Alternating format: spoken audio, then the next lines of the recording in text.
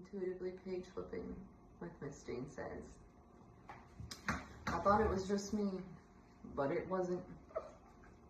The same type of honest focus on feelings also works when it comes to addressing unintentional shame.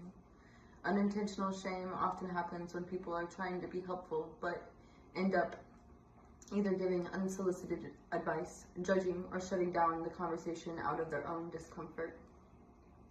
This is on page 165. One topic that seems to elicit unintentional shame is infertility. Because it's a topic that touches many of our lives, I'm going to use it as an example in this section on unintentional shame. For those of you who have struggled with getting pregnant, you have a better understanding of how this works than most of us will ever have. Most of us who have not struggled with infertility have had a friend or family member who has, and most of us have had the experience of having someone else tell us, we're trying to get pregnant, I'm having fertility issues, and then what? This is when it happens. We get nervous and uncomfortable and say things like, it'll happen, you'll see. Have you thought about adopting?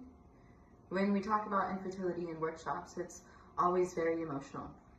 I've been so moved by the depth of the struggle and my personal feelings of inadequacy about addressing it that I started looking for resources. I came across the following guide and found it to be very helpful.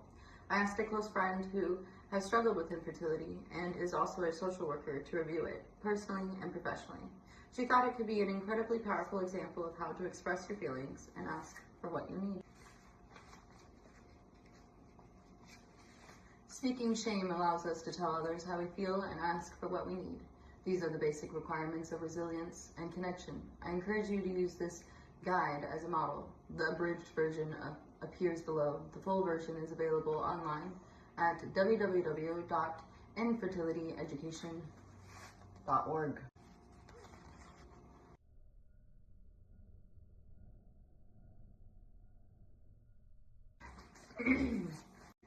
Infertility, a guide for family and friends. Remembering the wound. In her work, Remembering the Wound versus Becoming the Wound, Dr. Urim explains that most of the time when we recall a memory, we are conscious that we are in the present recalling something from the past. However, we experience something in the present that triggers an old trauma memory. We re-experience the sense of the original trauma.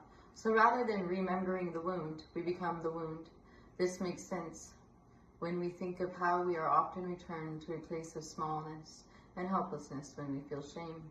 After our physical fight, flight, or freeze response, strategies of disconnection provide us with a more complex